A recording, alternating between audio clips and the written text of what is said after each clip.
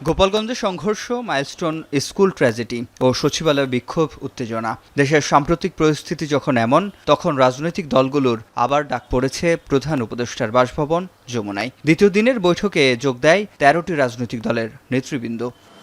বৈঠক শেষে রাজনৈতিক দলগুলোর অভিযোগ, সরকার বেকায়দায় পড়লেই কেবল রাজনৈতিক দলগুলোকে মনে করে। রাজনৈতিক দলগুলোর পরামর্শ না নিয়ে একা চালাতে গিয়ে লেজে গোবরে অবস্থা করেছে বলেও মত তাদের।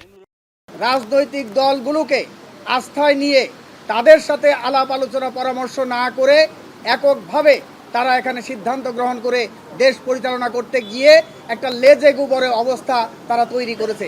আমরা যদি জনগণকে সুশাসন না দিতে পারি, জনগণের অধিকার প্রতিষ্ঠা না করতে পারি, তাহলে মানুষের মধ্যে প্রশ্নবোধক চিহ্ন হবে। ওনারা হুটহাট করে এক একটা সংকট হয় দেশে, তখন ডাকেন এবং শো করেন সবাই একমত।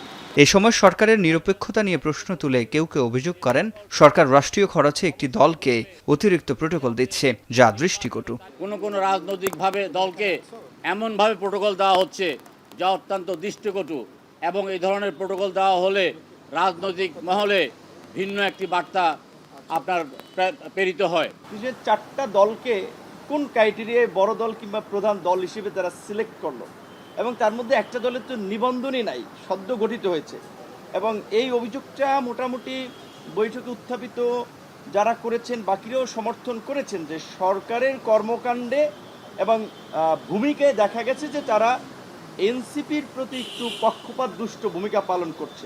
এ সরকারকে দুর্বল সরকার হিসেবে আখ্যা দেন কয়েকটি রাজনৈতিক দলের নেতারা। বলেন ৫ আগস্টের মধ্যে জাতীয় সনদ ঘোষণা করতে হবে, সেই সাথে জাতীয় ঐক্য ধরে রাখার প্রতিশ্রুতি তাদের। যে সরকার দুর্বল সরকার বলে মনে হচ্ছে আমাদের কাছে, কারণ কখনো মনে হয় সরকার একটা কঠিন সিদ্ধান্ত নিতে পারে না। কঠিন বলতে আমরা কঠোরতার কথা বলছি না, আমরা বলছি যে এখন পর্যন্ত এই সরকার কাউকে বহিষ্কার করেছে, কোনো উপদেষ্টার ব্যাপারে পদক্ষেপ নিয়েছে, সেই ধরনের কোনো ব্যাপার নাই। যখনই ঘেরাও হয়, যখনই সচিবালয় ঘেরাও হয় বা যমুনা ঘেরাও হয়, তখনই শুধুমাত্র সরকার নড়ে চড়ে বসে। আমি ব্যক্তিগতভাবে ওনাকে অনুরোধ করেছি, যদি আপনি আমাদের সংস্কারও ভালো মতো করতে না পারেন, যদি নির্বাচনও আপনাকে দিয়ে একটা ভালো নির্বাচন না হয়, তাহলে অনুরোধ করব আপনি দায়িত্ব থেকে অব্যাহতি নিয়ে চলে আসেন। ব্যাপক সংশয় আছে, একটা হচ্ছে সংস্কার আসলে ঠিকমতো হবে কিনা, আর নির্বাচন ঠিকমতো হবে কিনা। বুধবার বিকেল ৩:৩০ থেকে শুরু হওয়া বৈঠক চলে ঘণ্টাখানেক। সিফাত শাহরিয়ার, এখন, ঢাকা। সানবিট সব দিবে সামাল। সানবিট ম্যাজিক প্রেস ডিশওয়াশিং এর মাথা ঘোরানো সলিউশন।